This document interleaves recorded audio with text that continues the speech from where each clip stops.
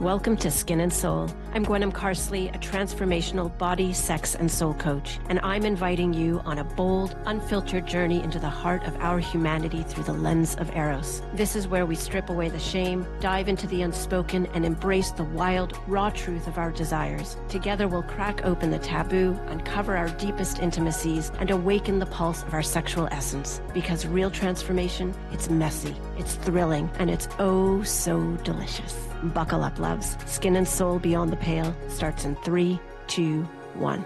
Let's go. Good morning. I'm Gwenm. I'm your host of Skin and Soul Beyond the Pale, and we are on the Transformation Talk Revolution, which is part of the Transformation Talk Network. I am also a body, sex, and soul coach, and we are here to talk about Eros and aliveness, and I'm joined today by Dawn Marcotte, who is a certified retirement coach. And we're not going to be talking about financials, financial planning, or bucket lists, nothing like that. This is about, she works with people at the edge of retirement. And I think this is such an important topic. So thank you and welcome. Thank you for having me. I'm really excited to be here. I love talking about this topic. It's one that people don't hear about very much. So I'm really excited. It is, and I was thinking about it. The discussion came up a while back around how people used to die, really, within the first year or two of retirement. And now people are actually starting to retire sometimes, earlier, 55. And I think that they have this idea that, oh my God, there's this promised land after. And then it happens. And so many things come, they come face to face with so many things. So, yeah. And then it all falls apart. And then it all falls apart. And people are like, where did I go wrong? Why is my retirement not this perfect thing that I was promised my whole life? And it's very, very, very common to have that happen, and nobody talks about it. No, and I think, what do you think is like some of the first things that start to show up in retirement? Well, so one of the things that I tell people is that there's phases of retirement, right? So there's that first 6 months where it is everything you have been promised, the never-ending vacation. You don't have to do all those things, that email meeting that should have been an email, or whatever it is about your job that irritates, right? It's beautiful and it's fabulous, but it only lasts about 6 months, and then you start getting bored and discontented and what's wrong with me? Why am I not enjoying this anymore like I have been up to this point? And what people don't realize is that their job provided more than just a paycheck. And if you don't plan for replacing that sense of purpose, the social connection, the emotional connections, the intellectual stimulation, it's gone overnight. And if you don't replace that, there's just this feeling of being lost. I've heard people describe it like being hit by a truck because it's just so overwhelming. And of course, nobody talks about it. So then there's the shame about, well, am I doing it wrong? Why is nobody talking about this? Maybe it's just me, right? And so then they don't get the help, because conversing with your peers would help you understand that, yeah, everybody's going through the same thing. It's not just you. Yeah, and I think most people don't know, I don't even think it's ever been a concept of going to get help around retirement. I mean, we think about financial planning, we think about like those aspects, but I think there's something that happens like in identity. Also, you've been identified with something for so long and then that gets stripped away. Yes. Yeah. Yes. Well, and just the word retirement. I mean, when you say that word, most people think, oh, well, you're no longer relevant. You're no longer important. You should just fade quietly away into the background, right? That's the cultural vision of what retirement is. And of course, to your point, not only are people retiring younger, and therefore you're much healthier when you retire, we're living longer and we're healthier as we age. So the entire concept of retirement has changed dramatically in the last generation or two. As you mentioned, it used to be you'd retire and you'd be dead within a couple of years, and you probably weren't terribly healthy those last couple of years. But these days, 20, 30 years in retirement. Think about it. That's an entire adult lifetime that you can do whatever you want to. Which is And daunting, but that's it daunting, is, right? That's like exactly, when you too say to much somebody freedom. like you can do, yeah, you can do anything now, and you've got the, I mean, hopefully you have the financial freedom or you have some Sure. support there that's but as you're looking forward, it's got to Hmm. be terrifying to be able to say, oh my God, if I live until I'm 90, what am I doing? What am I going to do with all this time I have Yeah. now? Very common, because a lot of people, and I'll include myself in this as well, when I retire, I'm going to travel more, or I'm going to spend more time with my family and hopefully my grandkids when I get some, right? Those kind of things, which is fine, but that's really general. What are you going to do when you get up on Monday morning and Monday afternoon and Tuesday morning and Tuesday afternoon, right? And when every day is a weekend, again, it gets boring after a while. I'm of a generation when I was a kid and summer let out, school let out for the summer. I was free to do whatever I wanted for the summer. And it was great for the first couple of weeks. But boy, by the end of the summer, I was sure ready to go back to school because I was bored. Mm. Retirement is the same thing, but you don't have that planned end. It's never ending. And unfortunately, that can cause a lot of anxiety and even depression with people because they see their life transformed into a never ending weekend and they're bored and, oh my gosh, this is never going to end. This is going to be the rest of my life. And they just spiral. That's bad. That's why I'm here. I'm trying to help people avoid that. So they have a plan and they know, okay, I'm going to really enjoy these first 6 months for all it's worth. But then when I start feeling myself to kind of get bored or drift or, things are not as good as they were, I have a plan in place. I'm going to, join this club or, start interacting How do, more with my yeah, family or whatever. and my question to you is like, how do people even begin to know what they like? I think especially for the 9 to 5ers who have been Hmm. so devoted, or 9 till 10, or like they devoted their life to something, Right. that then how do they even start to awaken the parts that say, oh, like I have no idea what I like anymore? Yep. It's time to channel your inner kindergartner. So there's an activity that I do with my clients and it's called the curious list. So I tell them, I'm old school, take a piece of paper and start writing down everything that you are curious about. Don't think about how you're going to execute on it. Is it something that's appropriate for someone my gender, my age, my geographical location, whatever. Don't think about that stuff. You're just curious about that topic and keep it someplace that you can add to it. So, maybe you're watching TV and there's a program about nanotechnology. Oh, that's kind of interesting. I'm going to add that to my list. So ideally, you'll end up with a list of 20 or 30 things that you're curious about. So when the time comes, you can go, okay, nanotechnology. I have no idea how to get involved in that. Let's move to the next thing, right? But so not everything's going to work out, but because you have a list, you're going to avoid that. Oh, I don't know what to do. I'm lost again, right? So you just work your way down the list. And so, for example, someone like me, I'm a science nerd. I love the technology. So nanotechnology is on my list, but so is robotics. And I know that our local high school has a robotics team. So I know when the time comes, I could volunteer to be a coach, well, maybe not a coach because I don't know anything, but I could get involved, right? So I kind of in the back of my head know for that thing, there is an option for me.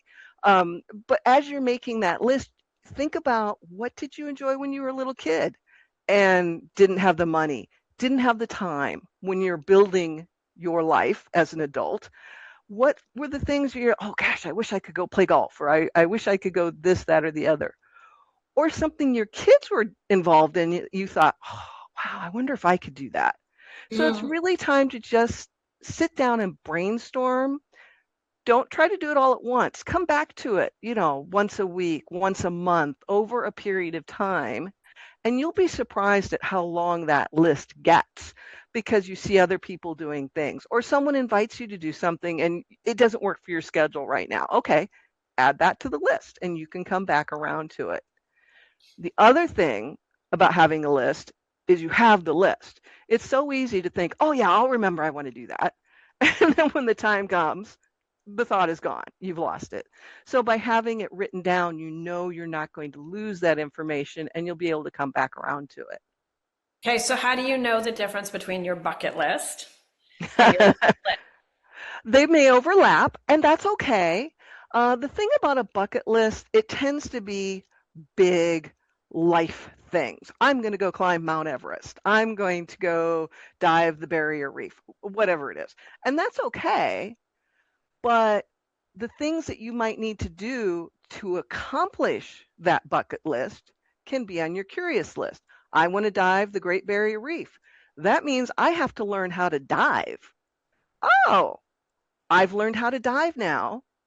There are all kinds of clubs and activities around diving that are completely have nothing to do with the Great Barrier Reef, but there are people that enjoy that sport, and I can make new friends, and I might be adding new things to my curious list because I'm interacting with new people. So to me anyway, the bucket list tends to be a big life goal, whereas your curious list can be much smaller. Oh, I'm interested in social media, but I have no idea how to do that. But you know what? There's a class at the local college. I could go take that class and learn more about it. Really That kind of thing. overwhelming. So I think one of my Yeah. questions to you is because it sounds great, right? This again sounds to me like the promised land, right? Like it's like Mm-hmm. I get to do anything and I get okay, so I write down my list. Mm-hmm. And some people might be genuinely stumped because they don't even know where to start in like Yeah. what they might be interested in. And then Mm-hmm. there's because it takes a lot of courage to go and start doing things when you've It had does. it, and so I'm sure that these limiting beliefs come up, right? Or like these They obstacles do. of like, I can't, right? The first Yes. instinct is, I can't. I Yes. can't do that. Yes. Can't do this. Oh, Yep. that's silly. Oh, that's stupid. And so, Mm-hmm. just Mm-hmm. speaking a little bit to all of those voices that go on in the head, they're like, no, you're kind of washed up. You're older. I don't know. You can't teach an old dog new tricks. And Sure. also, my partner won't allow this, or like all of these Right. things. Right, right, right. Oh, for sure. And that's why I say channel your inner kindergartner, because when we were kindergartners, they didn't, they'd say, hey, come do this art thing. Okay. They didn't Mm, have that voice in the back of their head saying, oh, no, no, that's not an option. But the other thing that I tell people, if you are really and truly stumped and just cannot come up with anything, take a look at your calendar for a full calendar year and look at what made it onto your calendar. Because the things that you put down on your calendar are the things that are important and they get done, right? So you may discover some things that you only do once a year that you really, really enjoy doing, but you only do it once a year because of everything else going on. mm. There you go. That's where you can start. So, for example, we just finished the holiday season, right? And I know during the holiday season, lots of people spend time with family and friends. And you may think, oh my gosh, I really enjoy this cousin. They have the best sense of humor and they live in the same town, but we just never seem to connect except at Christmas. Guess what? When you're retired, you can take the time to reach out to them and say, hey, you want to go get a cup of coffee or you want to go to lunch or whatever. So you might discover some things that you would love to expand on, but haven't had the time. And again, you don't think about them because they're not right in front of you. So that's why I say look at a full calendar year, because there may be things that you only do once or twice a year that, again, aren't top of mind, except when you're doing them at that particular time. So that's a good way to get started and kind of get the juices flowing.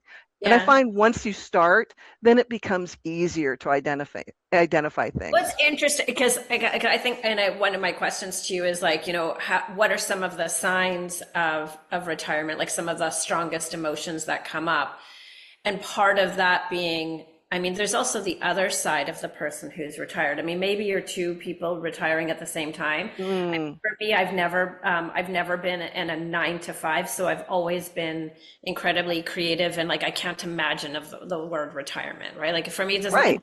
and boredom doesn't exist. Like it doesn't, like I'm like, kind of like you're like go out and play. I'm like, what can I play with today? So it's a Hmm. new concept to me. But I remember when my wife had retired, she was I was like, I love you and get out. Like I was like, because she was always with Yes. me. She was like, "What are you doing?" And I was like, "What do you mean? What am I doing?" She's like, well, "Okay, so let's plan this and let's plan." And I was like, Hmm. "I'm sorry, but you are No. now entering my space. Like, go golf."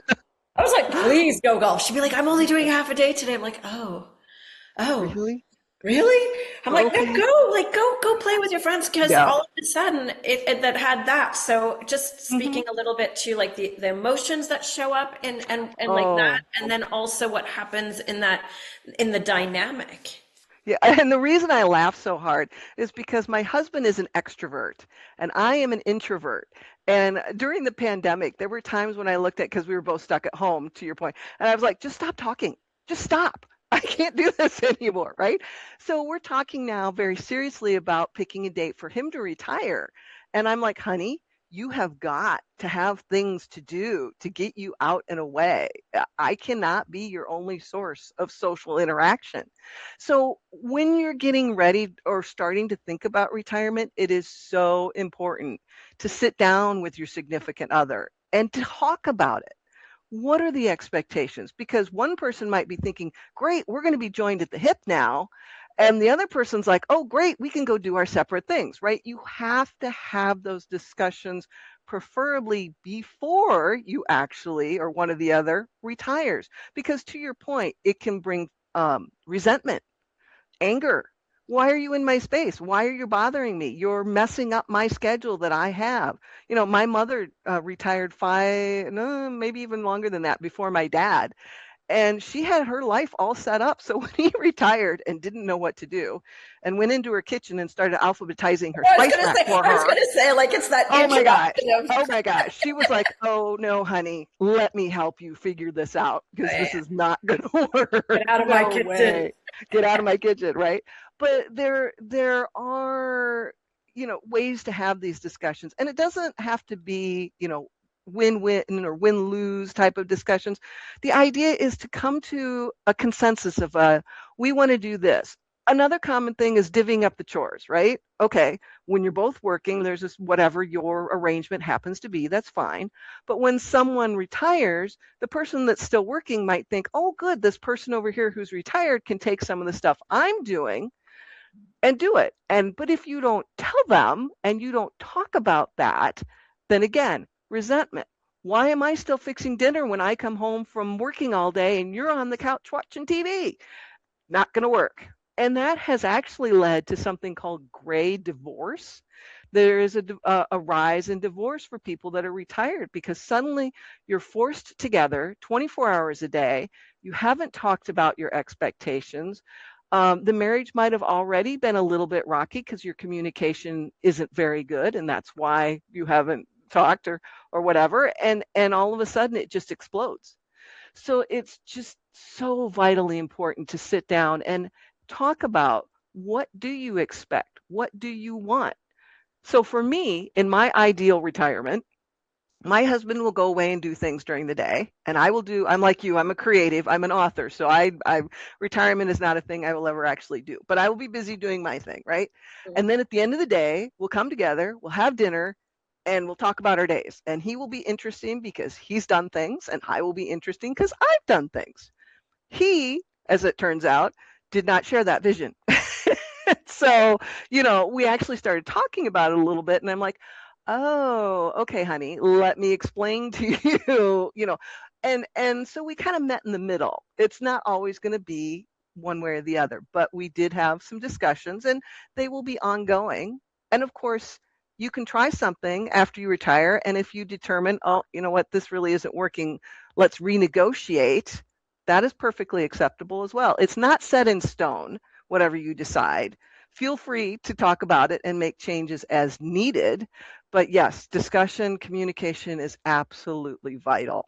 And for a lot of people where communication is more difficult or more stunted, or they haven't had the practice, I think there's like a lot of gentleness that has to come into kind of like massaging the conversation, and and Mm-hmm. like you said, and what you want, and having those visions, because the person who retires might think, oh, I now get to spend all my time with my partner, with my wife, my Mm-hmm. significant other, and the other, or the reverse of, oh, that person's right. And like you said, and I always believe it's healthy to go away to come back, right? Like, Mm-hmm. so that you are always in your polarity, you retain your identity. But for the person who's I'm going to say oftentimes losing their identity, which can be a really scary place to be, Mm-hmm. Mm-hmm. because having purpose is I think is so detrimental to where we are. But I remember my wife at the time was like, my whole anxiety level went up, right? Because all of a Hmm. sudden she had expectations of what I was going to do in terms of chores in the day, when I was going to do them. And I was like, oh, I don't know about this. But I'm like, Exactly. right. It was like, I've had my day and I would do things when I would do them. And Yeah. so there's that coming to an understanding of like, yeah, there's going to be interruption and it's a chance for rebirth, right? Like I think that Yes. retirement is a little death, like a little funeral, Hmm. right? And the relationship that was there, and to me it's like this amazing opportunity again for like these rebirths, right? Like you get Yes. to reignite the relationship, you get to Right. reignite your creatives or whatever it is that you want to, like nanotechnology, if that's your, Right. Right. that turns you on. She's like, yes. Yeah. Yeah, it's true because very common for adults, you spend your adult life building your career, raising your family. A lot of times, couples don't spend as much time on their marriage as they would like to, or I'll use the terrible word should. But now that you are getting ready to retire, you can start thinking about, when we were younger, we both would go play golf once in a while. And of course, that fell away with the kids and blah, blah, blah. Hey, maybe we could pick that up again and kind of get to know each other a little bit again and understand that there's going to be some bumps in the road, but it's not the end. It doesn't have to be. You can adjust as you go, but completely new horizons. You can explore things together as well as separately. And I love the idea as a couple exploring things that, okay, my husband happens to really like astronomy. I'm like, whatever. But I would be happy to go with him and explore that a little bit because he enjoys that. Making those kind of compromises. Or there are things that I enjoy that he's kind of, but I know that he will be glad to go and do that, to find those things. And you just never know what you might discover along the way as something completely new that make both of you go, oh, let's do that. and help you grow as a couple and Mhm. build that friendship, because that's the other thing that is so important, particularly as we age, is to build a solid friendship together so that you can weather the many changes that are going to come in the next 20 or 30 years. Yeah, the friendship, and I'm as the body sex soul coach, I'm like, and the intimacy, right? Like Yes. this idea that your life dies when you retire, that Hmm. somehow that your body goes to the morgue and everything else and your dreams go to die, and your relationship is probably like, I mean, hence the Yeah. 20-year-old is looking really great for either the wife or Right, or right, anybody, right. right? It's like, oh, life. But that there's this sense of and what I'm hearing from you is that as you start to unfold all of these things, these like unpackage the piece Hmm. by piece of finding out what you desire, like what you want to do, or your curiosities, finding the bravery to go and do those things, learning how to recommunicate with both your Hmm. friends, your family, your partner, and so you're recreating life again, which I think is Hmm. super exciting. Hmm. I'm like, yes, I don't know. I'm like I said, I always find it really interesting that people don't, that, people get bored or that, there's that. And oh, that's what I was going to say. So that there's work, right? There's work involved. Yes. But it's the kind of labor like you do when you're learning to golf, or when it's like it's a love labor. It's not like, oh, I Exactly. gotta do this. I've got to go hang out with my partner. I've got to go learn golf, or I've got to, Right. that there's a love labor to this. There is. There definitely is. And that's one of the things that I really try and help my clients understand, is that you are building a life that you love, a life that you are excited to get out of bed in the morning because you have discovered a purpose. One of the things that I tell my clients, I mentioned before, there are stages of retirement. The fourth stage of retirement is what I try to get everybody to, and it's called reinvention, because you have completely reinvented yourself outside of whatever your former life and career and identity was. And for most people that make it to that point, they have 3 or 4 core activities that they are passionate about, they love, and usually at least one of them they're giving back to society or their little community, whatever that might be, in some way. So having that sense of purpose and rediscovering that sense of purpose really makes people bloom. I remember my mother, um, for the first time in her entire adult life, after she retired, she had a female best friend. She had never had that up to that point. She'd been so busy with the marriage and the kids and whatever. She had friends, but not that I'm going to call you every day and we're going to talk for hours, and, that kind of thing. And she just bloomed. It was fabulous to see her so happy Mm. at that age when, to your point, most people are thinking you should shrink. No, you don't have to shrink. And it doesn't have to come from your spouse, but it's nice when it does. Um, and of course, because she was blooming, that helped pull my father along with her and got him out doing things that he would never have considered doing, and yet he really enjoyed them. So it's nice when one, even if just one of you kind of gets it, so to speak, you can Mhm. kind of lead the other one and pull the other one along and mentor the other person. It's a beautiful thing to see. I love it when people I love just, the that light your bulb mom goes did. on. Yeah, when the like, I love that your mom did that, and I think speaking to having friendships like really close, like having a good girlfriend, Hmm. um, is so because our spouse can't be everything, right? And Mm-mm. and some people, fair enough, in retirement can be alone. Again, it's and then even more so how important it is if you're single, alone for whatever reason, that you are doing something to work your mind, to work Hmm. your body, to Hmm. otherwise there is a decomposition. That's a horrible word, but Yes. there's a decomposing element to if you just let yourself atrophy and fall into that space of like, oh, I have It's no space. horrifying. It's Hmm. horrifying. I mean, so my father, bless his soul, lives in a 55 plus community. And during the pandemic, he's the most extroverted person you will ever meet in your life, by the way. He knows everyone. He talks to random people at the grocery store. It drives me nuts. Anyway, so during the pandemic, of course, we were all, shelter in place, don't go out. And he's in the 55 plus. So they were even stricter there because they didn't want anything bad to happen. And watching him mentally, physically decline over those 2 or 3 or 6 months, whatever it was. I mean, he just turned to this old, the stereotypical little Yeah, the old man. crotchety man, right? Right. It was horrible. And we're all thinking, oh, well, he's in his 80s. It's to be expected, blah, blah, blah. Right. Well, fast forward to the end of the pandemic and he could get out again.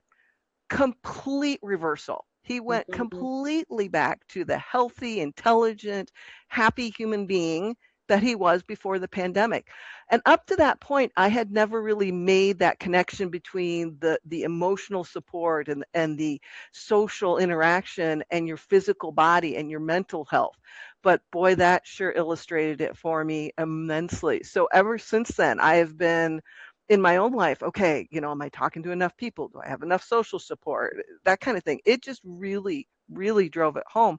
And people don't think about that. People aren't necessarily aware of that because when you retire, you are going to lose a lot of friends from where you work. That's just, they're still working. They're not necessarily going to have time to go to lunch or time to do whatever. And if your only connection is work, when you're done gossiping about work, what else are you going to talk about? So it's a natural thing that those relationships slide. But if you're someone like my husband whose only friends are at work, that's a problem. You need to build a social network that will provide you with the support and help you build the resilience you will need as changes come in life. So that's the other thing. Research has shown the number one indicator of happiness is the quality of your relationships. That is the Yeah. first place to focus, no matter who you are or where you are or what your age is. Yeah, and do you find so between men and women, who do you think has a harder time stepping into retirement? Men, without a doubt. And it is largely because Their identity frequently is tied up with their job. So once that's gone, who am I now?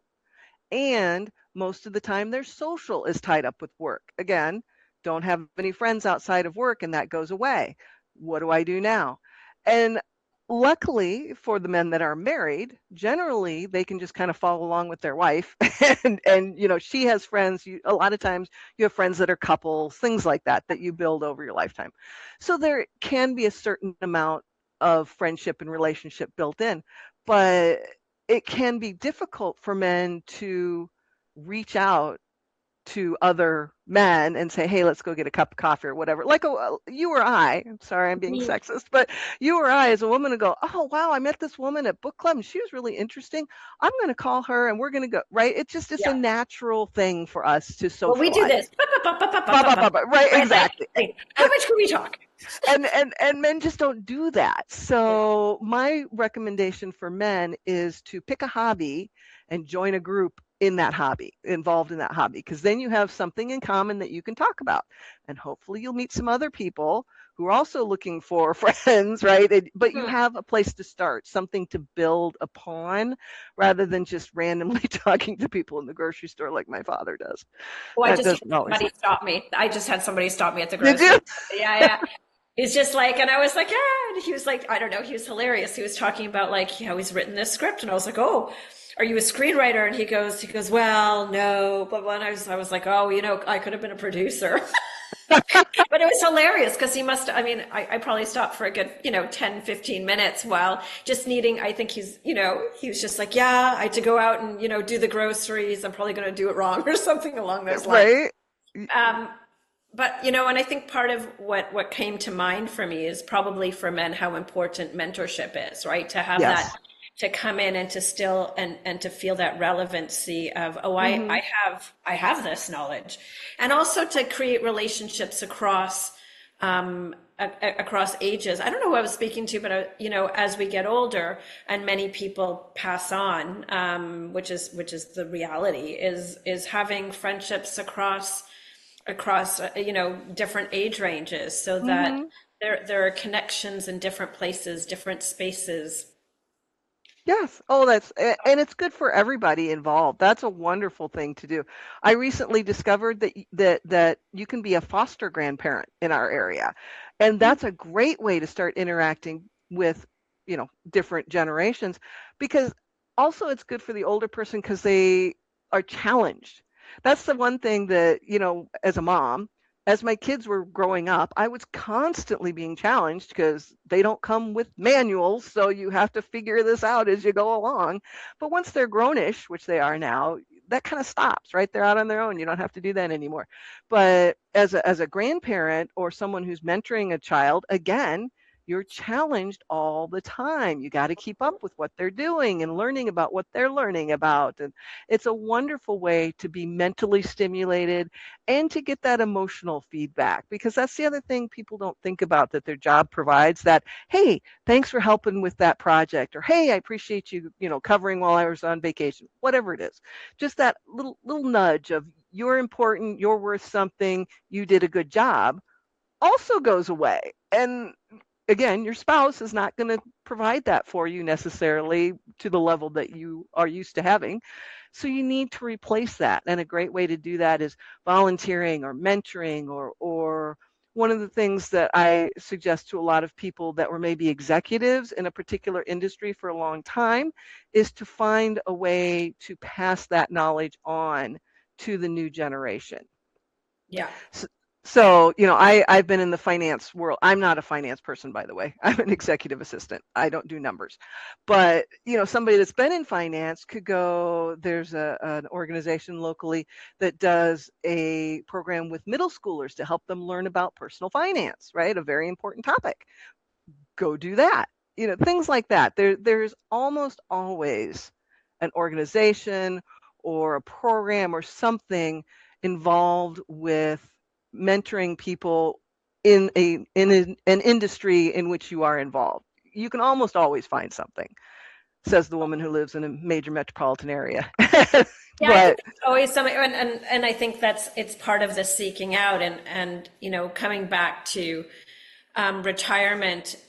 particularly for men who lose their purpose, Mm-hmm. and taking a look at, like, it's not just going to do the things, because I think also what happens in retirement is the emotional aspects of it. So Mm-hmm. yes, there's the filling of the time, but I think what happens to particularly a lot of men or people who are driven in corporate, let's say, who are so driven that they avoid, just gonna say it, they avoid themselves, right? Like I would say, as Mm-hmm. the creatives, as the artists, like we're always like in reflection, or always like Yes. in the pain, in the muck, in the thing. And so being faced with, oh, I've got to sit with myself, right? In boredom. Mm-hmm. I have to learn to be like comfortable with boredom, comfortable with sitting next to another, be it the partner or being alone, Mm-hmm. or making new friends, and sitting in the discomfort of being in places that we're not, used to anymore, because routine is a habit, right? And so Yes. part of keeping the mind fresh and alive is breaking those habits, which is not always as easy as people think of. Like you No. said, the first 6 months are like, woo, I'm on vacation, oh, I can do this list. But the reality is that they're likely going to have to sit down at some point and go, ooh, these are parts of myself, I don't Yes. know, these are like Yes. uncomfortable. Yes. And that's part of being a coach, is helping people deal with that and understand that. And I'm a retirement coach. I talk about the non-financial side of retirement, as I mentioned. But people can also go to, therapists and other kinds of coaches, life coaches, whatever it takes to help you deal with who you are in yourself. That is a very common. And I don't know, it can be very, very hard for people to realize, I need to do this. They've spent so long running and being something else, and now I'm not. And oh boy, what do I do? And so that's when it's really important, I think, to reach out and find some help, whether it's a therapist or a self-help book, whatever works for you in your particular situation. Don't just sit in that and be alone and be sad and depressed. You're not alone. You can find someone to help you. So I encourage people, when they get to that point, reach out. Let's get you the help that you need. And because it's a long road, and Yeah. it's that stepping into, like, again, you can be, people are retiring at 50, 55, 60, Hmm. in that range. And so it's a long road. And so that window of 6 months, a year, which feels like the honeymoon stage, and then Hmm. realizing that there's a sustainability that needs to happen, and Yes. that it's not, every day isn't a heyday ride, that it's not about the thrill seeking of the moment of like, what Hmm. what can I what can I stuff in today, versus how do I create this richness of life that I wake up to every morning, and I'm like, this is my life, rather than how do I, it's the addiction, right? Of, especially today, Oh, we're on such a path, yes. and we Our, don't mean anything if we're not doing something, right? Culturally, society wise, we don't mean yes. anything. Just being is not good enough. We have to be doing. Yes, yes, and I struggle with that just like everybody else. Have been deliberately trying to slow things down in Mm. my own life as I'm, approaching retirement and choosing my priorities and so forth. But it's really, really hard to do that. And the number of times that I have been sitting in my rocking chair thinking, okay, I'm just sitting here, that's not right. I need to clean the kitchen. I need to do that. But as a person approaching retirement, it's really important to identify, what are my core values? What are my personality characteristics, my personality strengths, things like that. I do a speaking. I have a program that I do that I speak on. And one of the things I talk about is building a compass for your own life. And part of that is discovering, what are my values? Because you need it's important to pick things that line up with who you really are. And once you're doing that and making decisions based on, okay, my values, I value my faith and my family and my whatever it is. And my character strengths are gratitude and hope and blah, blah, blah. So when I'm trying to make a choice about what to do, I need to make sure I'm lining up with those things. And my personality, I'm an introvert. So I'm not going to be the person at the door greeting you at the party, but I might be the person who decorated for the party and then ran away, because there are people at the party and I don't have to talk to anybody. But, it's so important to really dig in and understand who you are as a person away from work. And that can be really, really hard. As it turns out, studies have shown that we're not very good at self-identifying these kinds of things. So, there are a number of tools out there that I recommend to use to do this, but just sitting down and taking the time to figure out, what are my values? What are my character strengths? What is my personality? Okay, that means I should go this way. It's so important, but it's not valued. No, and people also over-identify, I think sometimes it's, or the identifications are so embedded in the thing that they're providing, right? Like, I am mom, I am, I'm an actor, I'm a podcaster, whatever it is, right? Like these are the identification markers, as opposed to coming in and like you said, like identifying with, what are my real core values? How do I want to interact with life? How do I want to interact with myself? Like, who am I when you strip away? And that's a massive, like, I guess, philosophical question, which is, who am I when everything else falls away? When I'm not somebody's partner, when I'm not somebody's teacher, engineer, whatever it is, what happens to who I am, and what is it? Like, how do I see my life? What is my value in life? How do I move through in life in the integrity that I want, right? In my authenticity. And I think what's part of the beauty of like that crux of being at the edge is, and having those crossroads, because all of a sudden you get to look at like, well, how do I live my life? Not because this is what my parents taught me, not because this is what society taught me, school taught me, whatever. And that because I had this trajectory. And again, I think this is probably more challenging for men, or those in their masculine, right? That are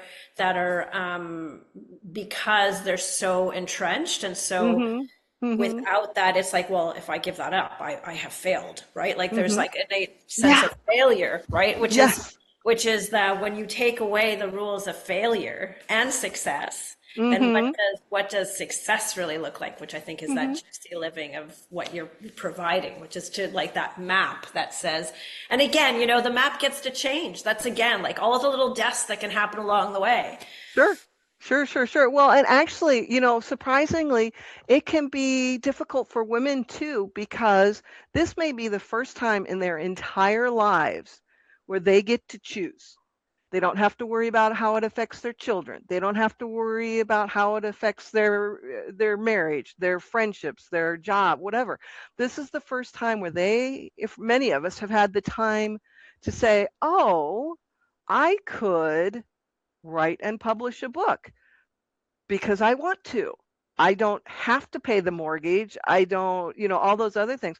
And that can be freeing for many women, but also a little scary too. Again, to our previous point of, wide horizons. Wow, that's too much freedom. But that is something that a lot of women, I don't think about when they talk about freedom, is the freedom from previous cultural responsibilities. You don't have to take care of the kids. You're still a mom, but they're, over there. And maybe you don't have grandchildren or whatever. Anyway, so it's just, it can be difficult, but for both genders for different reasons, I think. Yeah, no, I would agree as well. I think, it's funny which the comedian that talks about, women's lowering of estrogen is in direct correlation with the nice factor, that giving, nurturing, loving part of us. That's it's gone. It's gone. It's like, fuck you all. Sorry. But yeah, it's like, it's a time, and women have been so conditioned again, right? That you, especially as we get older, that all of a sudden, you're dried up, you're done, like forget your dreams. Like there are no dreams. I don't know. Forget romance. Forget like going skydiving. I whatever it is. Sure. That there's also been set so in stone. And so it's breaking free from all of those constraints that say, oh, you don't no, you don't have to live like your parents may have. I think like many No. parents may have or grandparents may have with those fixed rules. And so Hmm. coming in with a different vision. So is there, I want to, as we slowly wind down, I just want to check in if there's anything that you want to, little like words of wisdom or just some steps that people might be able to take. I think my words of wisdom goes back to what I said about the importance of relationships. Start now building relationships outside of work. They don't have to be deep, but just starting to make some contacts so that when you do retire, you already have some groundwork in place and it's not so difficult to rebuild that social network. Because again, that impacts everything else you're going to do. So it's just that is so important and so easily overlooked when we're in the thick of building a life and paying the mortgage and all that kind of stuff. Yeah, and which brought me, I was just thinking, the whole idea around, there's like the midlife crisis, which Hmm. oftentimes people just start to question everything in their life, particularly primary relationships and so on. And so I'm wondering, whether retirement brings on a whole other form of midlife crisis, oftentimes. Oh, it can. Or It midlife, certainly can. You yeah, bet. You yeah. bet. Okay, so you ready for the 10 question Oh, there? Oh, I know it's so okay. torturous. Oh my gosh. So, Okay. All right. yeah, very much based on James Lipton's Bernard Pivot's 10 Questions. I am a fan of the Actor Studio. These are Oh, I love that show. Yes. right. So I'm not going to ask you what do you think God would ask you when you what would you like God to say to you when you Okay, enter the good. pearly gates. But these are my version. So Okay. what is one truth your body has always known that that your mind took years to catch up to? That I am more resilient than I realize. Mm, thank you. Hmm. What is the most intimate moment you've ever had that had nothing to do with sex? Oh, well, I get to tell stories about my husband. So when we were first married and had no money at all, we agreed we were not going to buy each other Christmas presents. He lied. And he bought me the most beautiful set of earrings that matched my wedding ring that he gave me. And so, Christmas Eve and no kids yet, and we opened, and I'm just, but honey, I got you a fire extinguisher. That's what, and it was just the most beautiful moment that he loved me so much because I can only imagine how much he had to scrimp and save to be able to do this wonderful thing for me. So that's something that I go back to just continuously all the time that he did that for me. Oh, I love that. So romantic. Isn't it? Good man. Okay, if you could be remembered for one sensation you gave someone, what would it be? Feeling of being seen and heard. Yeah, thank you. If pleasure were a language, what would your first word be? I have no idea. I love so many things. Chocolate, does that count? Oh, absolutely. It's a staple. Yeah, absolutely. I'm with you. I think I wake up, roll over. It's the first thing I grab in the morning. Story. What is one thing you have never said out loud but you wish somebody would ask you about? Um, I, that's a tough one for me because I tend to be a very um, guarded, quiet person.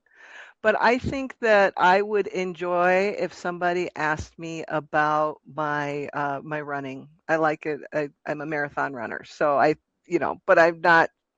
If you look at me, the first word in your brain is not runner, so Oh, it that's right. would be So what nice. would you like people to ask you about running? I would like them to ask me about my running marathons experiences. I have a goal to run a marathon in all 50 states. So anyway, it's fun to talk about. Yeah, amazing. Thank you. Yeah. What part of your erotic self are you still afraid to bring into the light? Um, well, if I say it, then I'm bringing it into the light, aren't I? Sorry. I don't know. I am blessed with a husband that has helped me to really be open in that particular area and explore a lot of different things. So I'm not sure that I really have anything left at this age. Okay. And when I talk about erotic, I think there's also the misconception. I also just mean eros, right? In connection Yeah. to other parts of you, you're like, I would like my wild woman to come out more, like the one that can show up at the cocktail party. I'm just making stuff up, Yeah, right? right, right. Yeah. Yeah, no, I'm just like he's just always been he's a very romantic person, but he's always been one of those people that he understands me better than I understand me quite frequently. And so he's just I love him dearly. He's really helped me grow over the years as a person, for which I will always be thankful. So, yeah, he brings out all the goodness. Oh, it's nice. Thank you. What dies in you when you pretend, and what comes alive in you when you don't? Um, I think my sense of adventure dies in me a little bit when I'm trying to pretend to be something I'm not. And consequently, when I'm being my one true self, I tend to be more outgoing, more adventurous, more open to new ideas, new relationships, new whatever. Mm, thank you. Now, finish this sentence. When I leave this life, I want my skin to remember. The sun, Mm, the thank you. warmth, and just the whole. I just think about being in the sun. I'm an outdoorsy person.